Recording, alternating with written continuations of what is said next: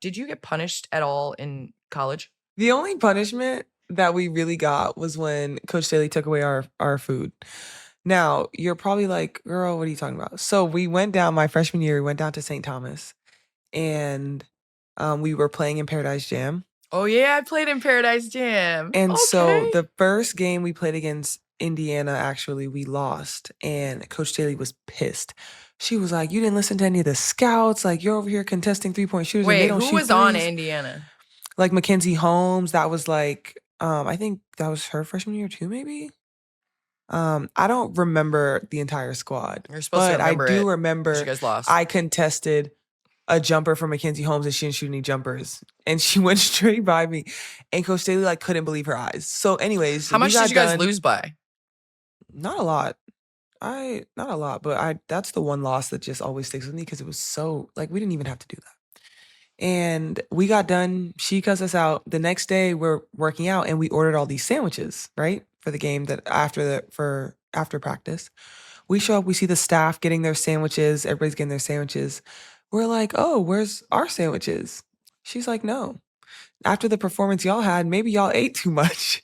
And so then she got us these smoothies that were like this big and was like, this is what you guys get. So she took away our sandwiches. Now, we ended up winning the whole tournament and winning the championship. And then we went on a run and we didn't lose another game that entire season. So that was really our only punishment. And to this day, those sandwiches was the craziest thing because it was like, why would you take away our sandwiches?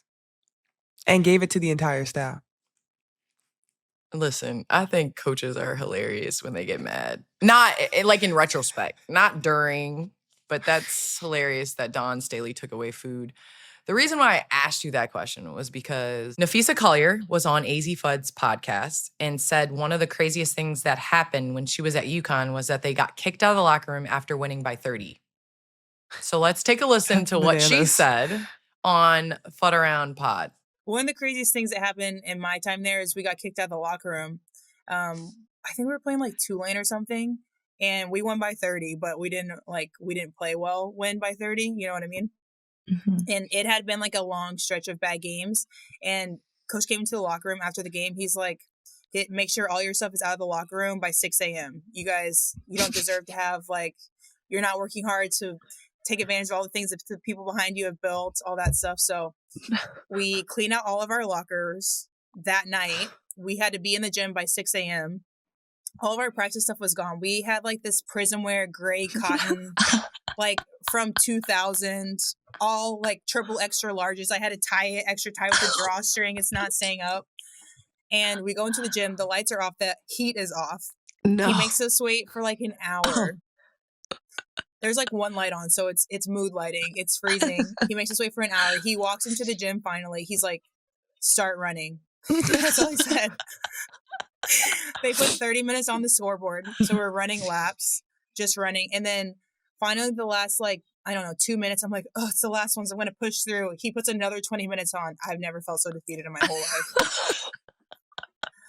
So we keep running. And then finally he's like, okay, you can come off. You've been running hard enough. You can come off. You can start running hard enough. And then there was like a couple people left and he just made them keep running and keep running, until the time ran out. And then they added more time. I was like, yo. Yeah. That's out of pocket. You were fortunate to grow up in the era of player empowerment. It was like on the way to player empowerment where it was like, you know, when you go over to your other friend's house and they say something to their mama and you be like, and then their mom comes and talks to them and is all sweet and whatever. That's the era we're in right now. We're in that era where now coaches are like having to like talk to their players in a certain way and worry about whether they're going to leave and all that stuff. I didn't come from that era. I come from the I wish you would era where Coach Summitt was like, I wish you would transfer. Hold on. Listen, I know it's not the same era, but I feel like after our like class or maybe the year after, we were still part of that. Like no one really transferred. There was like no one transferring when we were like freshmen and sophomores. And okay, juniors. well, listen, we lost in the national championship that I did not play in. We were in the Final Four against Michigan State. I did not play. I sat out that whole year because my knee was messed up. So I redshirted that year. We come in, we lost to Michigan State. So we got everything taken that summer. We weren't allowed to use the locker room, like whatever. Then the next year, I think we lost to Kentucky or something like that. I can't remember. Because our point guard broke her hand and we didn't have a point guard. So I was playing point guard. We lost to Kentucky, I think. Coach took our jerseys. We weren't allowed to wear our jerseys. We had to wash our own stuff. Our managers weren't allowed to wash any of our stuff. We weren't allowed to practice in the gym. In fact, she came in and she took basketball from us. She was like, if you guys don't want to play, fine, get out of practice. And we all, you know how you're like, she kicked us out of practice, so we're going to stay and we're going to like work on stuff ourselves. No, she came back in the gym, was like, get out of my gym. Like, you're not welcome here. Like, get out. What? Yeah, no joke. So I think we all have these stories. And then we had and I will not say the player on our team that could not make a free throw. But she could not make a free throw, okay? Oh. So Pat would put her at the line to make free throws, but she was not allowed to run, only us. So she would just sit there and just bonk, and we would have to I can't lie, that's OD. Nah, she was like, wildin'. Sorry guys, but Pat would not let her run. She only made us run. So we were just running forever. And I remember looking at one of my teammates and them being like, we're going to just run and then we're going to throw up and then we're going to just keep running. And that was just our mentality. That's how it was. And so when I look up at those banners in Tennessee, I'm like, man, y'all have no idea. That's a crazy idea right y'all there. have no idea. Like, she kicked us out of the gym, but for real, like, get off of that court has my name on. Get off of my court. That's OD. Yeah, she was playing around. Yeah. Oh my gosh. Oh, yeah, food. That's cute. Taking your food and giving you smoothies. Oh, that's really cute. That was OD. Like Coach Summitt was the comparison of like, you know, when you're a little kid and you're like, I'm running away. Yeah. You go pack up your stuff and your parents are like, And no, she opens don't the door go. for you. Pat Summitt was like, I'll help you pack. I got you. Here, you're going to need some shoes and you're going to need some. That's funny. Oh, I love Coach though. Man, it was all worth it. Are you into Girl Scout cookies?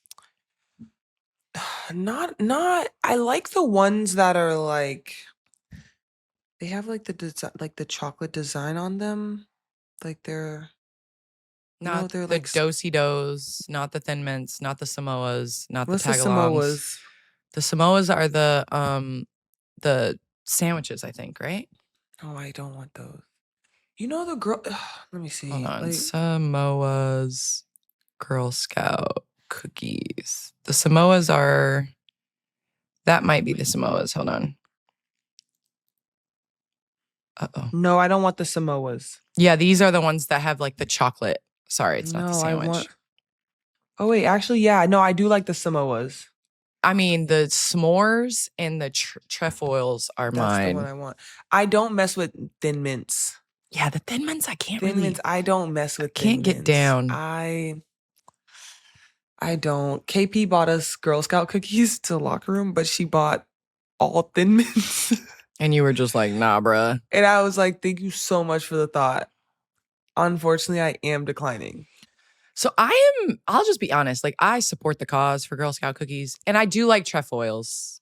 Those are probably my favorite cookies. Those are number 1, number 2, number 3. That's pretty much all I eat. But I will say that I'm more of just like a simple chocolate chip cookie Pizookie person. Oh, yes. A Pizookie, I will sign me smash. up. Okay. If you want my love, give me a warm, homemade, freshly baked chocolate chip cookie with extra chocolate chips, like the like chocolate lovers chocolate chips. Yes. And then give me salted caramel truffle ice cream on top. A little whipped cream. That sounds so good. It's fire. Would you ever give that up? Would you ever give sweets up? I mean, like, are you a sweet tooth? Depends on the cause. Yeah, I am. So like what's your go-to? Cookie or brownie? Like those two with ice cream. Yeah, with ice cream. Okay, what's your go-to? What's your go-to dessert? Brownie and ice cream. So, a recent clip of LeBron went viral on his Mind the Game podcast. He said he cut out 2 of his favorite things to stay healthy and prepare for the season. We have a clip of that. Can we show the video, please? I needed to give up something. Yeah. I got to sacrifice something. And I actually did two things that I very love, and that is drinking wine and my chocolate chip cookies for dessert. I completely took it out. So I was like, okay, I wasn't playing. Obviously, I'm well documented, missed the first 14 games of the season. I wasn't playing in November, missed all of training camp, everything. So I was like, all right, I gotta take something out. I gotta sacrifice something, and for the whole month of November, I was like, I'm gonna do no desserts and no wine, no liquor, no nothing for the whole month of November. And yeah, I did that. And I actually went all the way. Once I got to December, I was like, oh. Yeah, keep going. I kept going. And I didn't have my first drink and my first piece of dessert until New Year's. Wow. And your teammate said, I'd rather retire than do this. That's what Caitlin does not yeah. play about chocolate chip cookies, though. Like, she does not play about chocolate chip cookies. So that's not a shocker. So so you said brownies and chocolate chip cookies are Yeah. your guilty Those are pleasure. my go-to, What yeah. is like something else that's a guilty pleasure for you? So I don't really do too much candy, but what I would do is Lifesaver gummies. You know, the Lifesaver candy gummies? Now that right there, can't help it. I can't help it. It's just something about that candy specifically. It's like, hits the soul. See, I'm not a candy or a soda pop drinker. I'm like straight up water, wine, tequila. Sometimes a good Shirley Temple will hit, man. I can't or do a it. good Dr. Pep. I will, and I'm currently, it's so funny that we're talking about this because I'm currently on my month cleanse, so I'm not drinking. And yeah, it's not like once I get my mindset right, I'm good. I can do it. When I was playing, I actually didn't eat for my blood type diet, so I didn't drink alcohol at that time. And I did give up, like it was like a 90-10 rule where you could like 90% do it and then 10% cheat. So I would have cookies like once every 3 weeks or something like that. And yeah, like I think you feel the difference, but it's also a balance in life. But when you're trying to get back and you're trying to play, I always equated sacrifice to, being able to do what you want to do. And as athletes, I think that's what you do. I know when I was younger, my brother bet me not to drink pop when I was younger. And so I kind of just started, when I was in junior high with my older brother, and I don't drink pop. Wow.